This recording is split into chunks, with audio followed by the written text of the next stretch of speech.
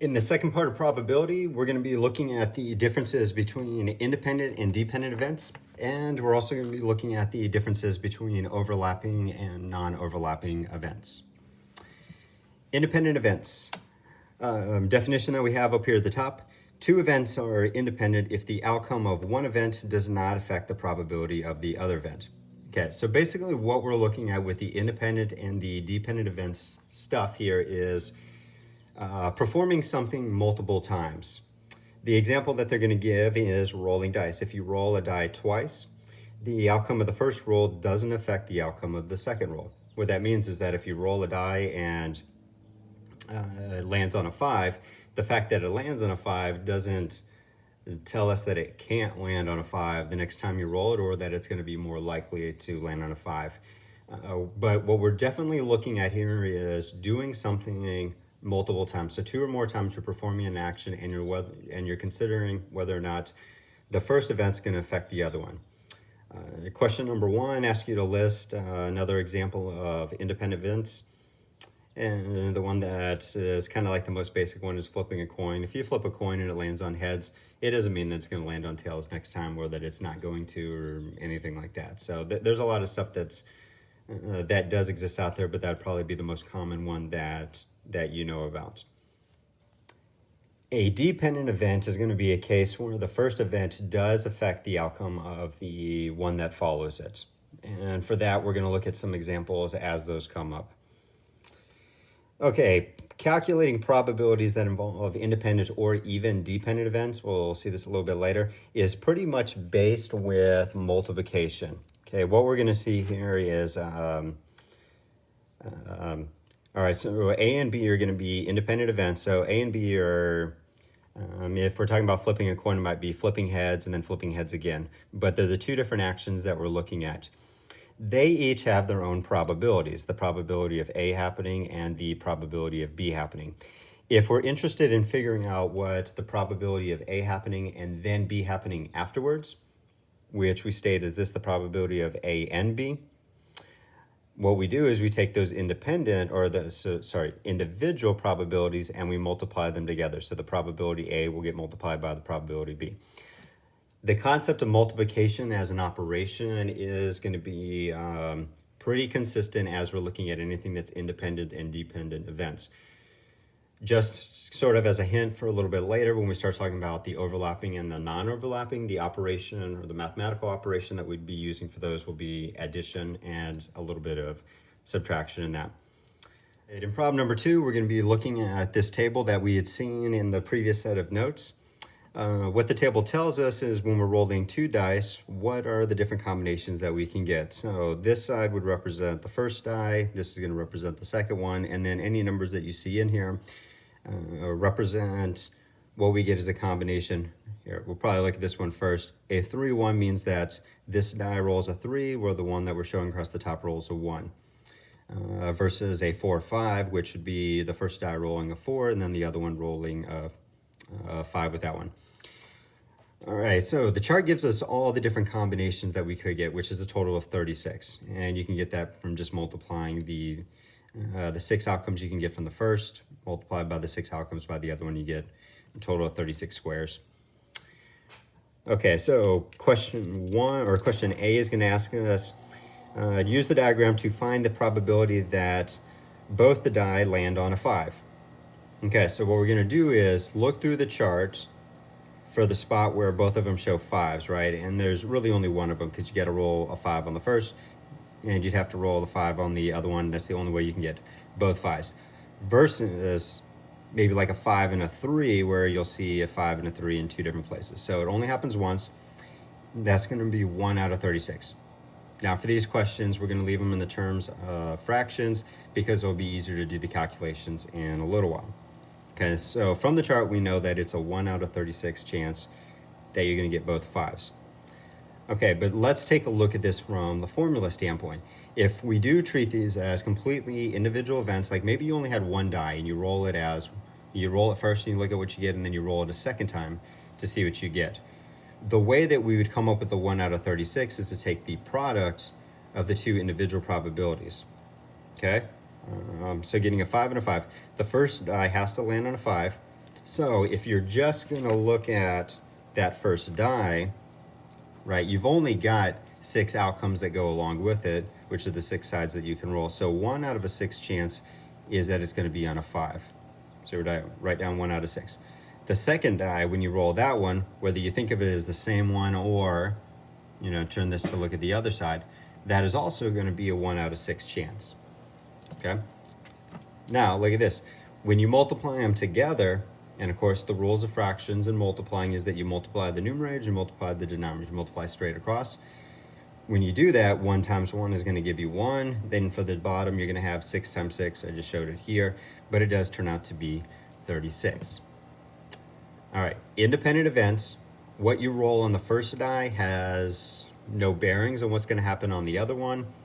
For any combination that you want to look at, if you wanted to roll a 3 and then a 5, you can do the same thing here. If we don't really care whether it's a 3 or a 5 or a 5 or a 3, that one be a little bit different, but I'll kind of stray away from getting into too much of those details yet. All right, for problem number 3, we're also going to revisit something that we had talked about in the previous set of notes, which is a family having, in this case, 3 children. So boys and girls, no twins involved here. It's just you have one child, then you have another one, you have another one. All right, this represents all the different combinations that we could get, right? Like 3 girls, you have 2 girls, then a boy, you have a girl, boy, girl. Okay, all the little combinations that we get. And we have a total of 8 different combinations that we came up with. And we did this in the last set of notes. All right, so using those combinations above, what's the probability that all 3 children are girls?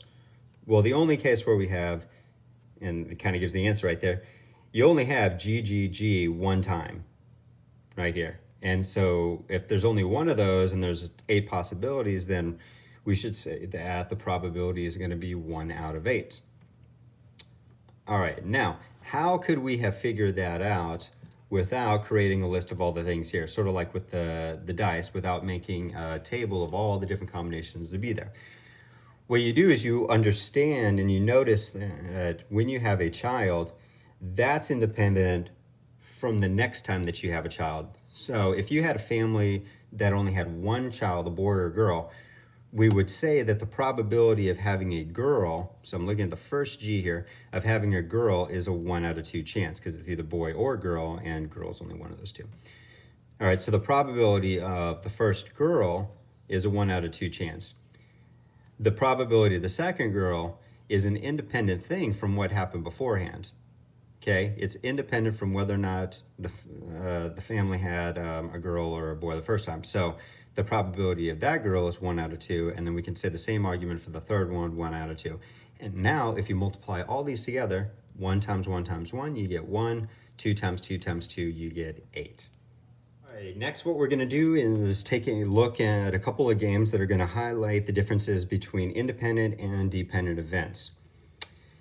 If you did not try out the game, maybe you didn't understand what the instructions were with it, or you thought it was a little bit silly to play a game by yourself, because it does say that there's 2 players in here. Maybe after you watch the video, you could go back and try these out, because I think going through the actions and performing the game long enough, which is really only about 5 minutes, but performing the game long enough, you really get a sense of what is happening here.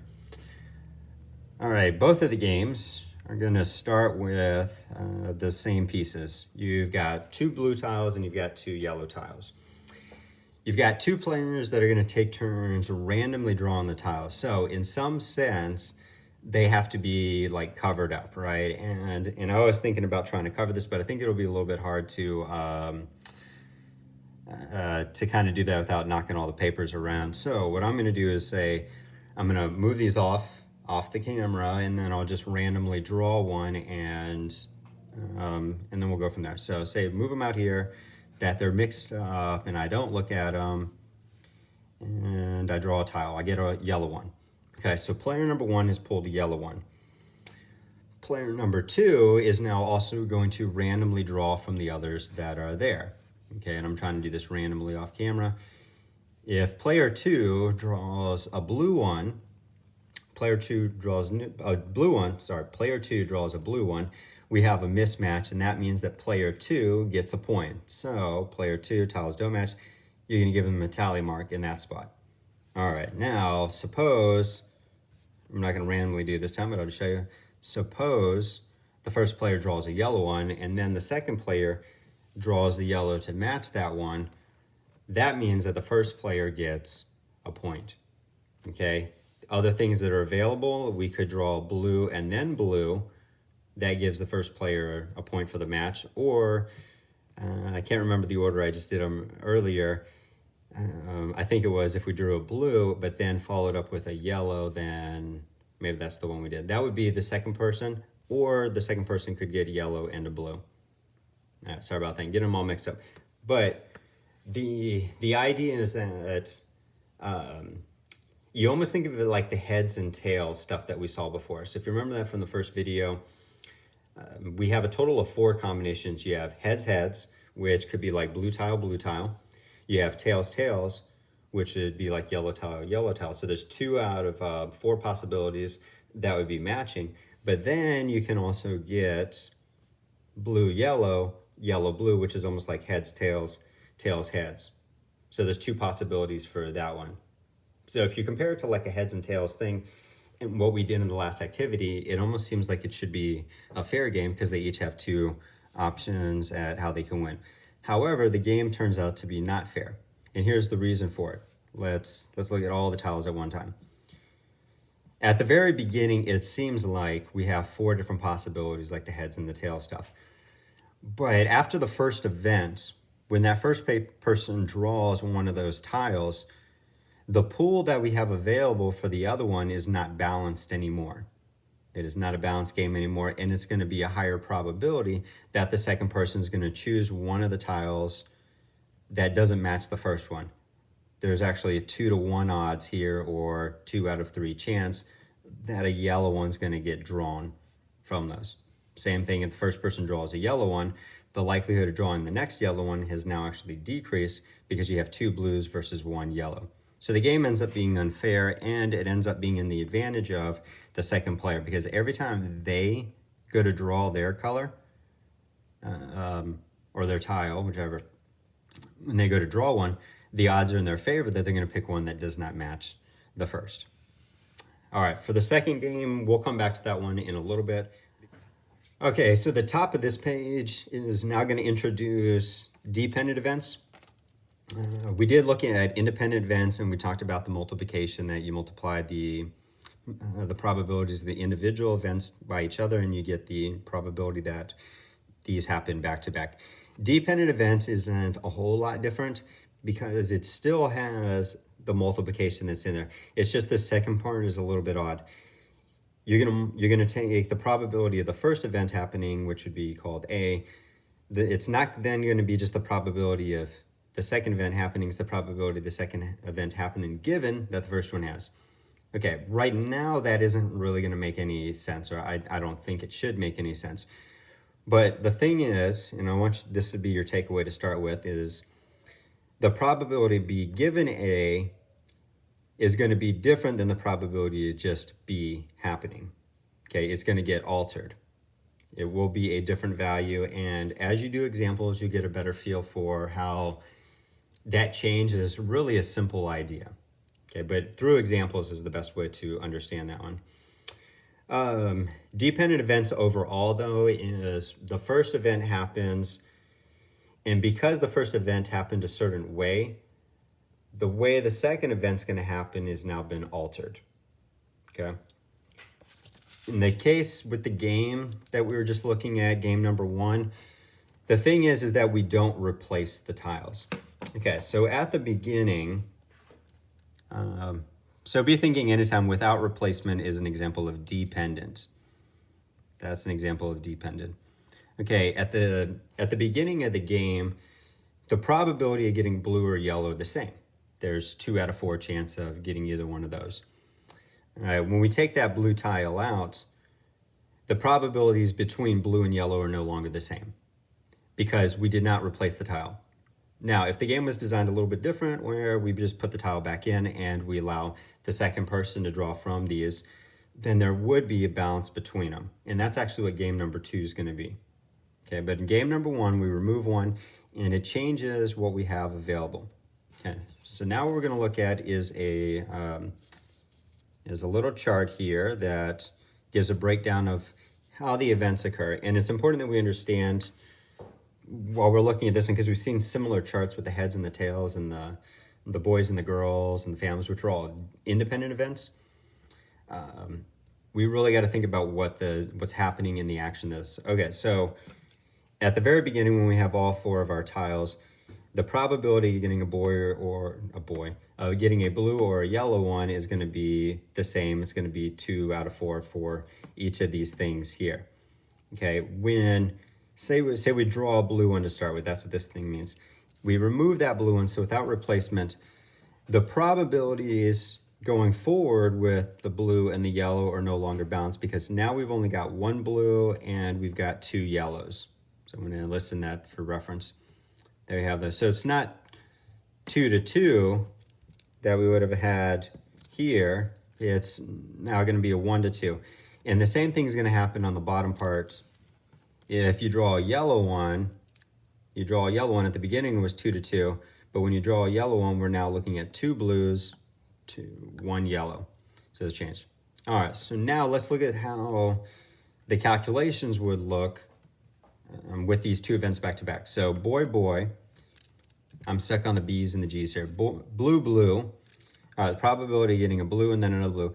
At the very beginning, it's 2 out of a total of 4 cards. So 2 out of 4. Same thing as 1/2, but I just wrote it 2 over 4. You've got 2 out of 4 chance of getting a blue one. But once that blue one has been removed, the probability of getting another blue is now going to be 1 out of 3. Total of 3 there. Okay, so these fractions are now different than each other, and when you multiply across, you're going to get 2 out of 12, which of course is the same thing as 1/6. I hope that you are comfortable with reducing fractions. All right, let's take a look at the next one. We do blue-yellow. Again, 2 out of 4 chance at the very beginning. That's going to be consistent on all of these, by the way. You should notice that. All right, 2 out of 4.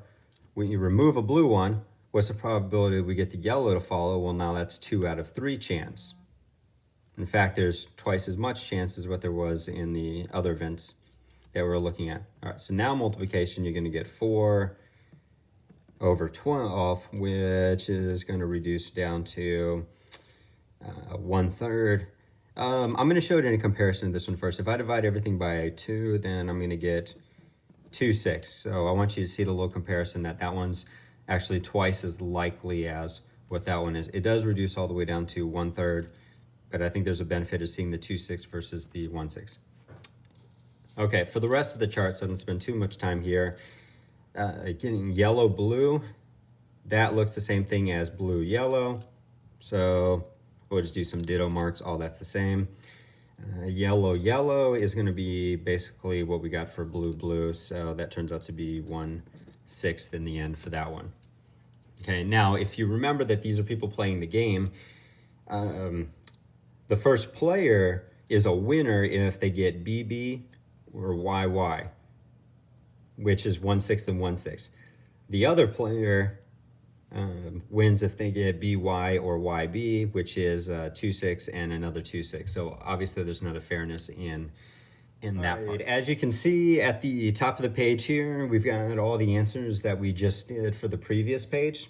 The activities do this a lot, where the next page will have the answers for you just to make sure that you've done everything correctly. So we did. All right, the next thing that we're going to look at is still talking about this game is to try and understand exactly how much more likely it is for the second player, the one who has the mismatched colors, to be the winner of the game. Okay, kind of embedded here in the middle is a little bit of information about non-overlapping events versus overlapping events. For the purpose of the video, I'm not going to talk about the differences between the overlapping and non-overlapping right now, because we've got the whole other part of the activity that's just about that stuff. All right, so what we're going to do is just move on down to this part here and think about how each player can be a winner and what's the probability of them winning in each way that they can win. So player number 1 wins with matching tiles. That person is going to win with a blue or a yellow. Okay, whereas player number 2 is going to win with mismatching. That would be if the first person draws a blue, but then they draw a yellow to mismatch it, or if the first person drew a yellow and then the person we're talking about, I'm all mixed up with that. Let's say it again. All right, the second player would win if the first person draws a blue and then they draw a yellow to mismatch it, or if the first player draws a yellow and then they draw a blue to mismatch with that one. So both players have different ways that they can win, and there's two different ways they can win, right? The matching in either color or the mismatch in the different orders that we got here. Okay, but now what we're going to do is take a look at what's the probability of each of those events happening on their own, right? What's the probability that we had blue, blue? That was 1 out of 6. Yellow, yellow is 1 out of 6. But then the mismatches, blue, yellow, or yellow, blue, are both 1 out of 3. Okay, so what we're going to do is just add them together. The first player can win with a blue, blue, which is a 1 out of 6 chance. They can also win with a yellow, yellow, which is 1 out of 6. So we're going to add these together. Rules to adding fractions is not to add across, but to make sure you have a common denominator, which we do, and then add the numerators. Okay, so if I add the 1 and the 1 together, I'm going to get a 2. We keep the common denominator as a 6. So it's going to be 2 out of 6, which does reduce down to 1/3. Okay, so the first player, their odds of winning the game, or probability of winning the game, is 1 out of 3, which is not 50%. So right now we should already understand that their probability of winning is less than half, so the game's not fair. All right, player number 2, the probability of either of the mismatches, as we see in the chart above, is going to be 1/3 for each. So keeping your common denominator, but adding your numerators, you get 2/3, which is over 50%. So they're going to be more likely to be winning. The other thing that we should see in the final calculations, if you did not notice, is whatever the probability of the first player winning plus the probability of the second player winning should end up being 100%. Right? 1/3 plus 2/3 is 3/3. So it does account for everything, but we see that we don't get an even balance between the two players' likelihood of winning. This game would be unfair. Next, let's talk about the second game, which is going to be fair. The whole point of looking at the two games here was to understand how one event can affect the next one, and that's what causes a game to be unfair. This one is going to be fair. Okay, so in this version of the game, the first player is going to draw a tile. They draw a blue one, but rather than keeping it and holding on to it, okay, instead of doing that, they're going to put it back in. It says right here, they're going to return the tile to the bag. So the first person, they're not looking at the tiles, of course, but they randomly choose one and they choose a blue and like, okay, I got a blue, and now they're going to throw it back into the mix over there. The next person is going to draw theirs from that spot, and then we're going to look at, did they draw the same color or did they draw different colors? So it is possible that both players could draw the exact same tile, right? Because it goes back into the bag. Okay, so let's look at these as the individual cases. At the very beginning, the first player has a 2 out of 4 chance of drawing a blue, or a 2 out of 4 chance of drawing a yellow. It's fair between the blues and the yellows. They draw one, but then they put it right back. So when the second player is drawing, it's also completely balanced for them as well. All right, so this game is going to end up being fair because, well, if you're doing a compare and contrast to the last one we looked at, it should be fine. All right, and this is going to be independent. It is dependent when you take a tile out and you keep it out because it alters the probability in the next event. In an independent event, if you replace something, which is not the only case that exists, but in this situation, if you replace the tile, everything gets set back to where it was at the beginning. Okay, so in the first draw between blue and yellow, you have 2 of each of those. Okay, so for all of these, you're going to start with 2 out of 4, which of course is the same thing as 1/2, but I'm just trying to keep to the 4s because that's the number of tiles we have. Okay, so they're all the same, just like we saw in the last game that we looked at. All right, now in the second draw, because we put the tile back in, this event looks identical to what was happening at the beginning.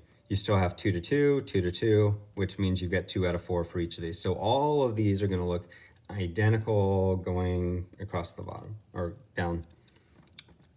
Okay, so the multiplication, you're going to have 2 times 2 is 4, 4 times 4 is 16. These both reduce by a factor of 4, which is going to get us down to 1/4. You can also get that by just looking at this as reducing each one first to 1/2 times 1/2, which is also equal to 1/4. And all of these will be 1/4. Okay, so this game is fair. All right, but in order to completely discuss it like we did in the last one, what we're going to do is add our probabilities here again and then see that it is fair and balanced.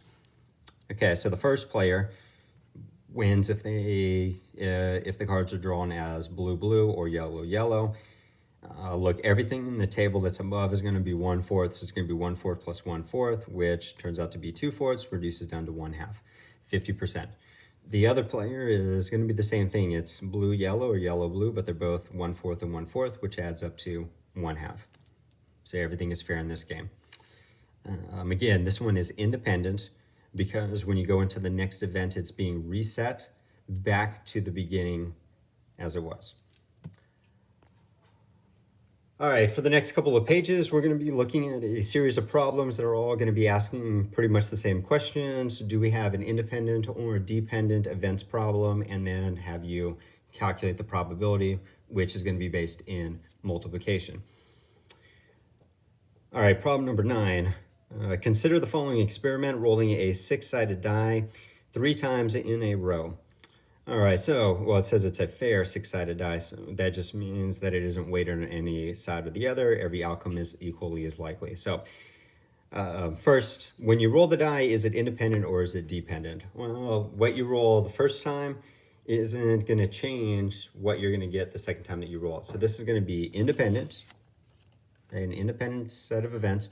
We do have 3 of those events, okay, which means that if we're going to calculate a probability in a moment, you're going to be doing multiplication with 3 values. And you'll have 3 fractions is what they'll look like. All right, let's see. What is the probability of rolling an even number all 3 rolls? Okay, so you look at it one event at a time. How many even numbers are there out of 6? There would be 3, right? It's 2, 4, 6. So you've got 3 out of 6 chance, or you could call it 1 out of 2 chance to roll an even number whenever you do roll a die. Okay, if we want to do that 3 times in a row, you just multiply the fraction 1/2 3 times, and you get 1 out of 8. Okay, the odds of getting an even the first roll, second roll, third roll, overall the probability is 1 out of 8. All right, next question. I'll go ahead and just leave these uncovered. All right, next question in 10. Consider the following experiment, drawing a card from a deck, 52 playing cards, replacing it in the deck, and then drawing another card from the deck. The key thing here is that we are replacing it in there. So if you don't replace the card, then you get into the dependent situation because now you've got 1 less card and you also have 1 less of whatever that particular card was. All right, so this will be independent because you are placing the card back in and you get another 52 cards. Our probability, what is the probability of drawing 2 aces in a row? All right, now recall, we've looked at this beforehand, that there were 4 aces out of 52 cards.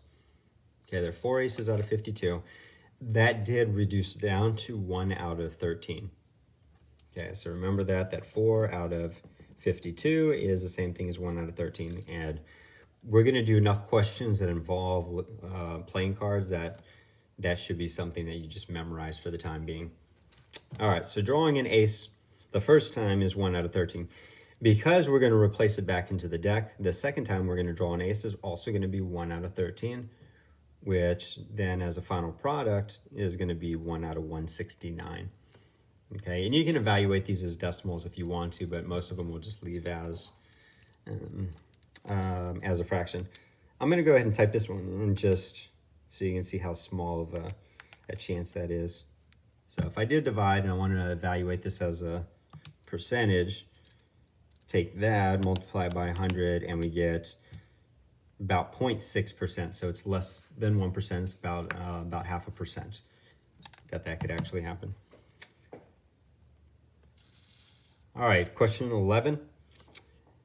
Consider drawing a card from a deck of 52 playing cards, placing the card on the table, and then drawing another card from the deck. So that's where we're discarding one, we're not replacing it. So of course that'll be the dependent because it's exactly the opposite situation, what we saw in the previous one. Okay, what is the probability now of drawing 2 aces in a row? Okay, so here's where it gets interesting. The first event is just the first event. You had 4 out of 52 cards as aces, so it was a 1 out of 13 chance that you'll get an ace the first time.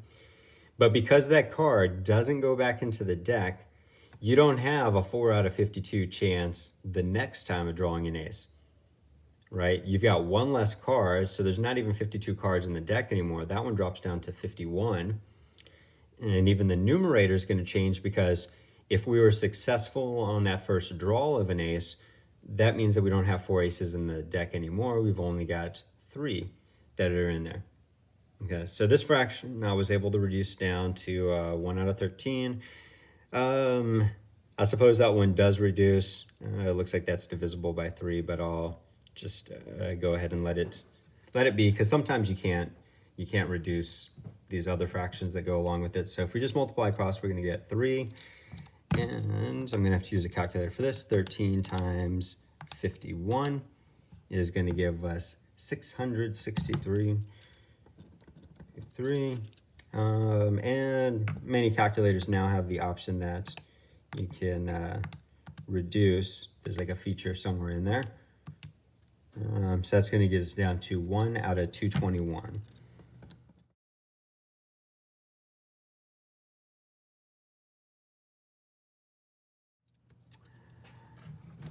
All right, number 12 is going to be about M&Ms in a bag and drawing out from different colors.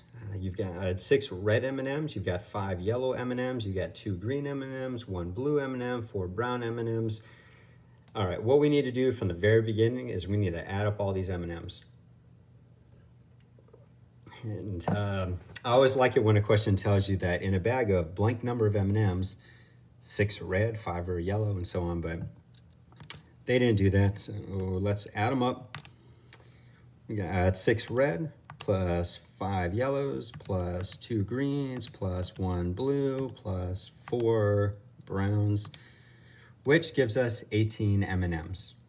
Okay. All right, so we can keep that in mind. Okay, it says up here, you select an M&M from a bag, you eat it. That means you can't put it back. You eat it, and then select another M&M from the bag. So what do we got, independent or dependent? You got dependent. If that M&M doesn't go back into the bag and then reset everything to how it was at the start, it's called a dependent situation. All right, so B, what is the probability of drawing 2 yellow M&Ms in a row? Okay, we had 5 yellow M&Ms, so your first event's gonna be 5 out of 18. So our second event, there's 2 things that happen here. When you go into the second event, you're going to eat that M&M, which means you definitely have 1 less M&M that's in there. So the denominator's got to go down to 17. In addition, because we're doing yellow and then another yellow, we would have lost one of those yellows, like this little bug, get out of here. We would have lost one of those yellow M&Ms and it drops down to 4. Okay. All right, now we multiply across. You're going to have 5 times 4, which is 20. You're going to have 18 times 17, which, I don't know, 18 times 17 is 306. These are definitely even numbers, which means I should go a little bit more, or I should dig a little bit further into this and see what it reduces down to. Looks like it just reduced by that factor of 2, so we're going to get 10 out of 153. Okay. By the way, reducing, you can sort of do that stuff at the beginning. I'm going to go ahead and add it. I didn't have this planned, but I'm going to show it. Before you make the numbers really large and then have to figure out how to reduce them, take a look at them when they're small. 5 is prime, and 5 doesn't go into either of those numbers, so we're stuck with the 5. 17 is prime, and we're going to be stuck with that number. If you look at the 4 and the 18, those are both even numbers. Now, 4 doesn't divide into 18. Okay, so you can't completely divide the 4 into the 18, but you can look for a common factor, which is the 2, and you can just divide each of those numbers by 2. And if you do that, that'll give you the final result. So 5 times 2 is going to give you the 10, and then 9 times 17 does turn out to be 153. It's like 90 and 63, which is 153. A little bit of mental math, but you can check that out if you want. All right, next, what is the probability that we get a red followed by a green? Okay, so everything at the beginning, there's 6 reds out of 18, 6 out of 18. That does reduce down to 1/3. I'll probably do that in just a moment here. All right, but the second event, because you ate the red M&M, you've only got 17 left. Then as far as the numerator, we don't care that we ate a red one because we're looking at how many, we're looking at getting green next, and there's still 2 green if you ate a red one. So 2 out of 17 for that one. Okay, so again, you multiply across and get your answer, or if it's possible to reduce ahead of time, we can do that. These actually reduce down to 1/3 in the very beginning, and I think that's enough to give us our answer. So 1 times 2 is going to give you 2. 3 times 17 is 54. 51. I know that, but I'm going to type it in anyway just to be sure. Yeah, it gives you 51. All right, so 2 is not going to divide into 51, so that's your answer, 2 out of 51 chance. All right, D, a little bit of a fun question here. What's the probability that you get 2 blue M&Ms in a row? Well, at the beginning, you got 1 out of 18, because there's 1 blue and 18 of them. You're going to eat that M&M, drops it down to 17. But because you ate the blue one that you drew, right, there aren't any more blues left. You get 0. So mathematically, you're going to get 0 over 306. But, 0 over anything is going to be 0 as an answer. So the probability is 0. But we know that from the beginning anyway, right? If there's only 1 blue M&M, how are you going to eat 2 blue M&Ms in a row? It just doesn't work. But it is very cool to see in the mathematics how it takes care of that issue for us. All right, last question for this part. Consider the situation of selecting people to serve on a 3-person committee from a pool of 10 men and 10 women. When we pool people to be on a committee, we need 3 people for that.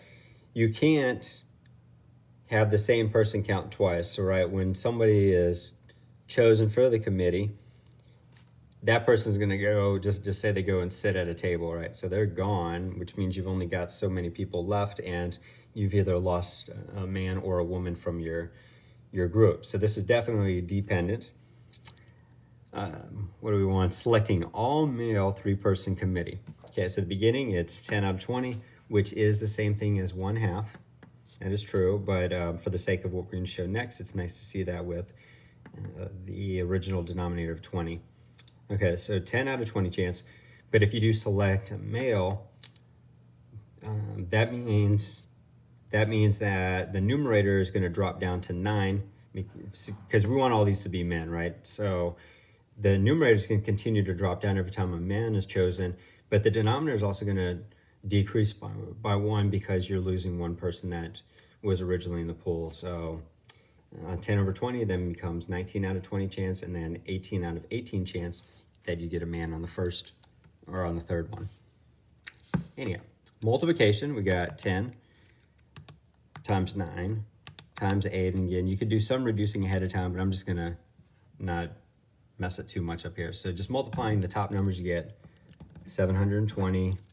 Multiplying the bottom, you got 20 times 19 times 18, which will give you 6,840.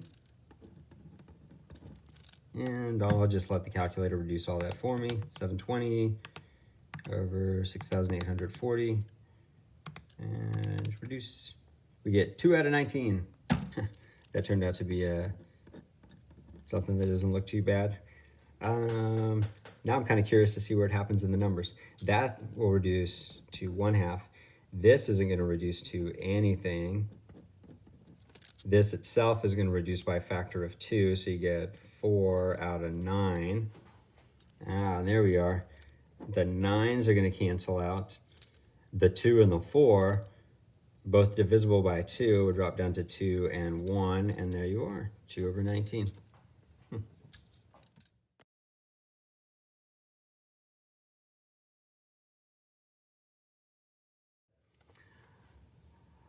All right, for our second part, we're going to be talking about overlapping versus non-overlapping events. What we had just talked about was independent versus dependent. One of the big things about independent and dependent is we were doing multiple events. You were rolling a die, then rolling another die. You're drawing a tile, then drawing another tile. You're having a child, then having another child, then having another child. There's this repetition of things that are happening. In the overlapping and the non-overlapping stuff that we look at, we're really only going to be considering one event at a time. But when we do that event, we're going to have a couple of things that are available for interest. One big thing that's going to show up is the word or. We're going to be interested in getting blank or something else within that single event. What we're trying to be careful about is whether or not we can look at those two things as completely individual, or do we see some sort of connection between them, which is what we refer to as an overlap. All right, so at the very beginning, we've got this picture of a deck of cards, which is really good, and keep coming back to this as many times as you need to. All right, for our first example, one, move this up. When we select a card from a standard deck of 52, the card can either be red or black, but not both of them. So we say that red and black are non-overlapping events. Okay, so if we wanted to know what's the probability that we'll draw a red or a black card, of course, the answer to that question is going to be 100% because that's all we have are red or black cards. But you can look at them as individuals, right? Half of the cards are red, so it's like a 1 out of 2 chance that you'll get red, and then half of the cards are black, 1 out of 2 chance that you get a black. And then you add them together and you get your 100%. Okay, so they ask us to come up with what's something else that is, like if we asked a similar question, would be completely separated. So I came up with kings and queens. Cards that have a king on them are different than the cards that have a queen on them. So later when we're asking questions like, what's the probability that I'll draw a king or a queen, we don't have to worry about any overlapping in the situation. And I understand that that's not going to make a lot of sense while I'm saying it right now, but these are completely individual things. So when we do our calculations, it's less complicated with those. All right, example 2. When selecting a single card from a deck of 52 cards, the events red card and queen are actually overlapping. Because there is one card there's 2 cards, sorry. Because there are 2 cards that are reds and queens that would be in there. All right, so they want us to come up with another thing that sounds similar, which is also overlapping, and I came up with an ace and a diamond. There is one card that is an ace and is also diamond. Okay, so in the non-overlapping, we had king and queen, that was my example, because those are strictly just different things. But here, we've got aces in the deck, we've got diamonds in the deck, but there is one particular card that is an ace and is also a diamond. All right, so now what we're going to do is look a little bit closer at the overlapping events and understand why we have to be cautious about these things. Question number 3 overall is going to ask us to find the probability that a card selected at random from a standard deck is either a queen or a heart.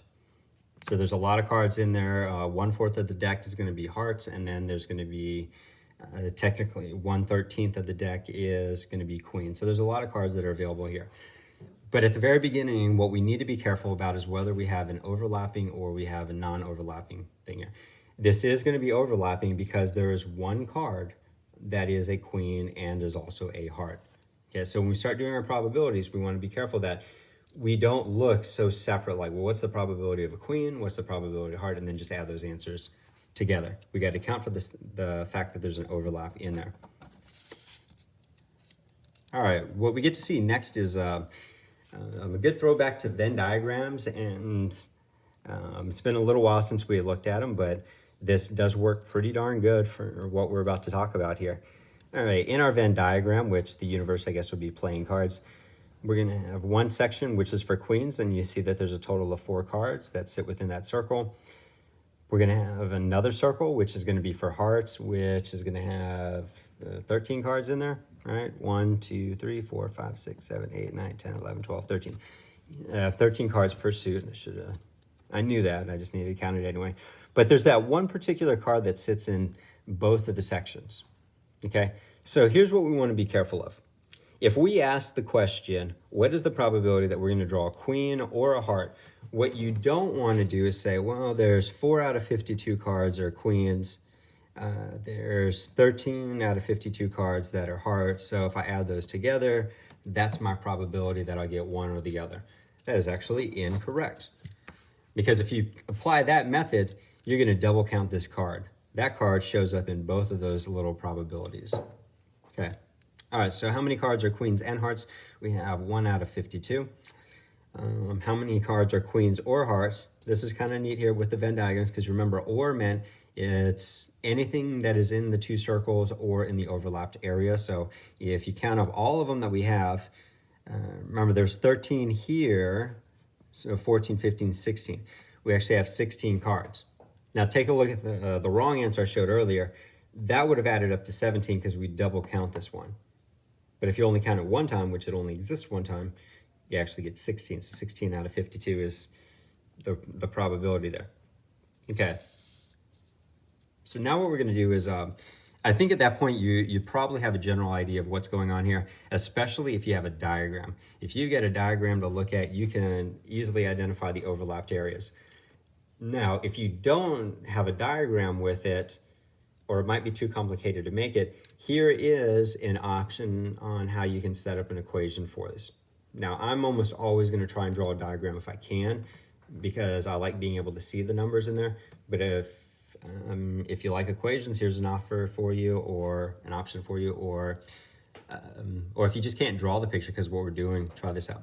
Okay, so the probability of A or B, which would be like queen or heart, we are going to start with the individual probabilities. So the same things that I showed up here. The probability of getting a queen is 4 out of 52. So that's what this is. The probability of getting a heart is going to be 13 out of 52.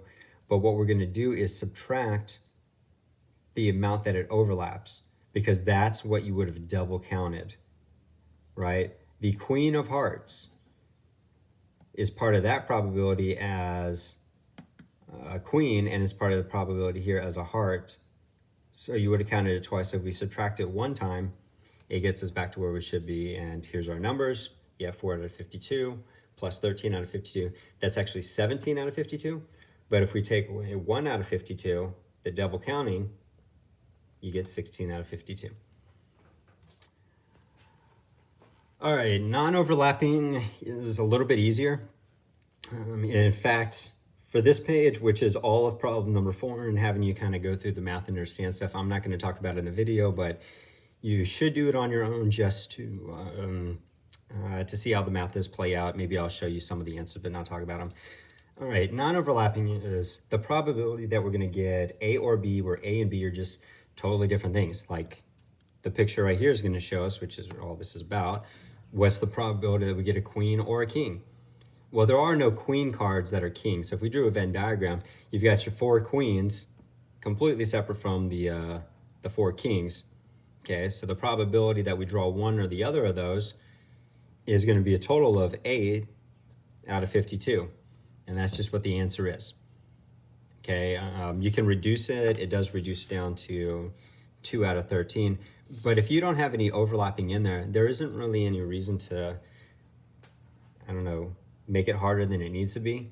It's when you got the overlapping things, like some, if you're talking about like what type of card is, whether it's a queen or king, and the color of it, there's gonna be some overlapping. Or if we're talking about kings and queens and what their suits are, there's gonna be overlapping. But queens are different than kings.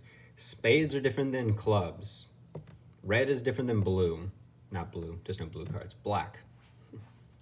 All right, here's the rest of the answers, just if you want to take a look at them. In fact, over here, I just put a little check mark because it's like, yeah, you get a 0. It all adds up.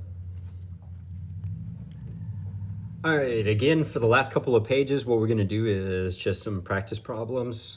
We want to be able to identify things as overlapping or non-overlapping events. If they are non-overlapping events, you basically add some stuff together and that's it. If you do have overlapping, you got to be very, very cautious about that overlap and make sure that you do not double count things that are there. All right, so we're going to go back to looking at the dice again, but in our table, what we've done is now taken the totals. Like if you roll a 3 and a 4, you get a 7. A 5 and a 4 is going to give you a 9. And we've seen this table before. Remember that diagonally they're all the same value. So these are all your 6s. Here's your 7s. Here's your 8s, 9s, 10s, 11s, 12s. All the way down there. All right, we are asked what is the probability that we roll a sum of 7 or a sum of 11. So maybe you're playing a game, and if you roll anything that adds to 7 or 11, you're going to win. Obviously, you can't add to get a 7 and an 11 with the same dice that you roll. And that's what tells us that this would be non-overlapping. You roll a sum and that's it, right? You can't roll 2 dice and look at it and go like, oh, it's a 7, and then somehow that represents an 11. Same. They're just totally different things that you get. All right, so we do have non-overlapping event, which means that if you want to find the probability of this, all you have to do is find the probability of rolling a 7 as a sum or 11 as a sum, and then just add them together. So here's our 7. 7 is the most common one. You get 6 of them. 1, 2, 3, 4, 5, 6.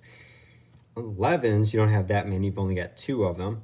Okay, so what we'll do is say that we've got 6 out of 36 plus 2 out of 36, which you can see down here.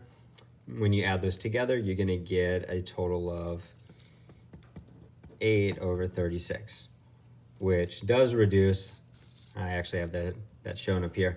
It does reduce by a factor of 4, which will give you 2 and 9. Okay, but those are non-overlapping events. They're just different things. All right, now question D, this will be overlapping. Yeah, this will be the other one. What is the probability that you roll an even number or the sum that is, or a sum that is greater than 9? Okay, so all the even sums that we can get would be 2, 4, 6, 8, 10, 12. So if you look at the table, the biggest even number is a 12. These are all the evens that you can get, which, oh, you don't want to just count these up. You want to see how many times they show up in the table, because the 2 and the 12s only show up once. The 4s and the 10s show up 3 times, and so on. But if you add up all the times that they do show up, there's a total of 18 occurrences of those numbers, 18 out of 36. All right, now let's look at larger than 9. The values that are larger than 9 will include 10, 11, and 12. Okay, now if I go to the table and I count all those up, I get 1, 2, 3, 4, 5, 6. These show up 6 times out of the 36. But if we add these together like we did for the above problem, you're going to end up double counting the 10 and the 12 as many times as they do show up. They double count it. So going along with the equation that we had talked about, you take their individual probabilities and add them, and then you subtract any overlap. So how many times does 10 and 12 show up? 1, 2, 3, 4. That means you would have counted them 4 times here, 4 times here, so we need to subtract one of those 4s. So we're going to subtract a 4 out of 36. That then becomes 20 over 36, which reduces to 5 over 9. Now, if you get a chart, or if you can make a chart, even making a chart like this wouldn't be too bad of an idea, like to spend a minute doing that for the sake of getting the answers from me, because I think it's easier to end up making a list of, okay, anything that's a 2, 4, 6, 8, 10, 12, or 11, because 10, 12 are already listed. Then you just go to the table and you just circle all those values and you count for them, and you'll get your 20. You'll get your 20, and then you can reduce it down. But you have a couple of options how you want to do that. E, what is the probability that you roll a 1 on the first die and then a 1 on the second one? All right, so that one's a little bit tricky, that you roll a 1 on the first die or 1 on the second one. So it's, you can imagine you got 2 dice and you roll them. If either one's a 1 or if both of them are 1s, then that's what we're talking about.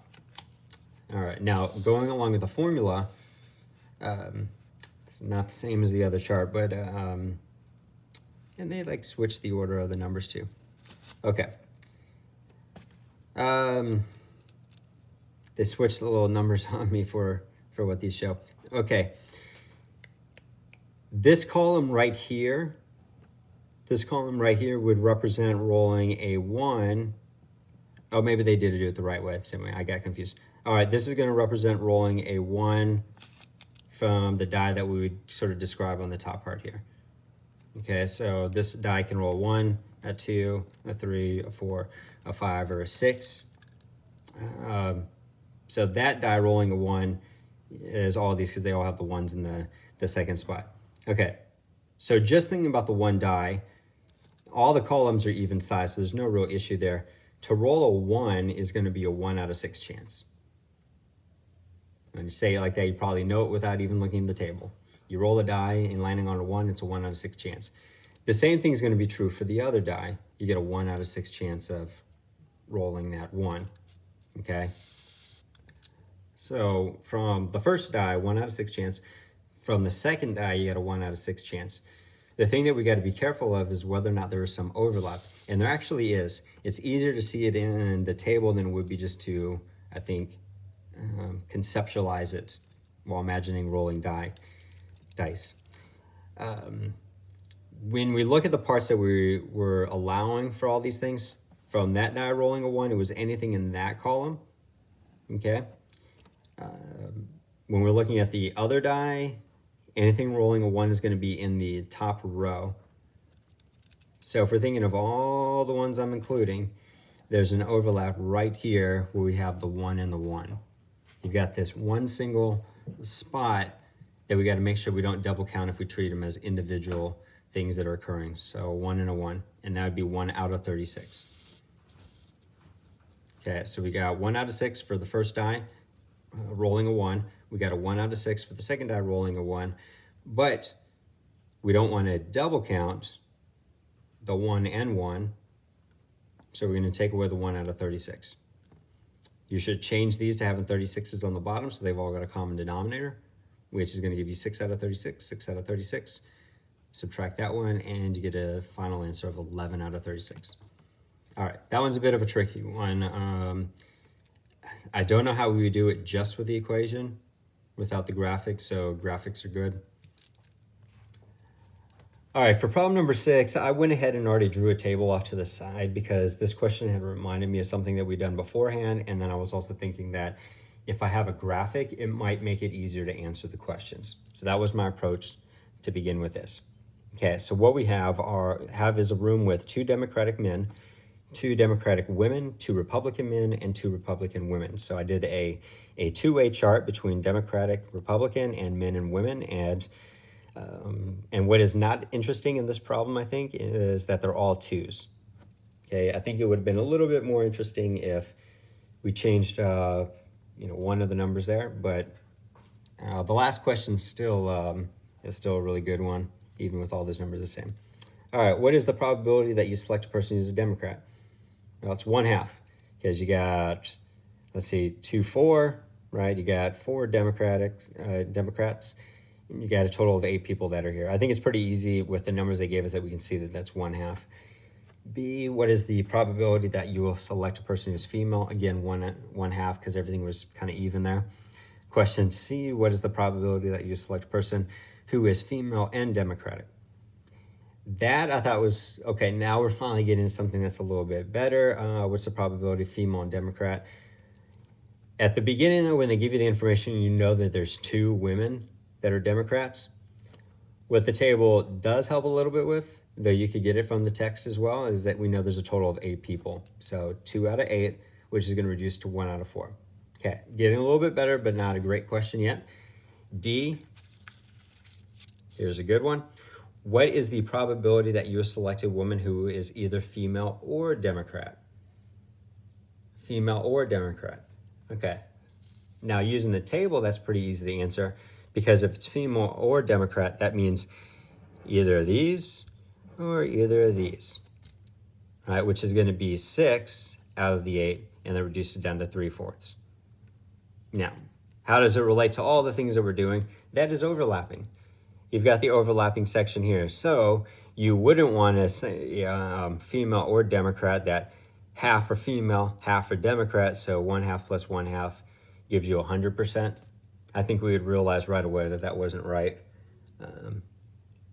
Anyway, there's the graphic though. And if you have it all organized, it's pretty easy to answer some questions. All right, and then there's question number 7, which is, overall, this is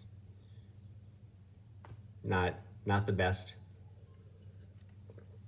There's more practice, maybe more practice is good, but question A, what is the probability that a student was born in the month of December? There's 31 days in December and 365 days in a year. So that's all you do. 31 out of 365. It's basic theoretical probability is what we're looking at that one. All right, B, what is the probability that a student was born on a Monday? 7 days a week, 1 out of 7. Got it. Question C, the events born in December and born on Monday are overlapping because you do have Mondays in December. I think we all know that. All right, and then you get what it seem almost like a crazy problem, but then we've got to give you a hint just so that we know what numbers to use. What is the probability that a student is either born in December or born on a Monday? Okay, we know the individual probability that's those happening. The overlap, that's where it gets a little bit odd because sometimes you've only got 4 Mondays in December, and then sometimes you can have 5 days that are Mondays in December. So they told us just go with the 5 over 365. And here's what the calculation would look like for that. The probability of having a birthday in December plus the probability of having a Monday birthday minus any overlap. They said assume that it's going to be 5 over 365, and there you are. Now, there's not going to be a common denominator really between these two, so the end result is just you're going to have to go to a calculator and type that in and see what you get. These are messy numbers here, so I'm not going to bother typing them in for you, but you can type them in, take a look at it if you want to.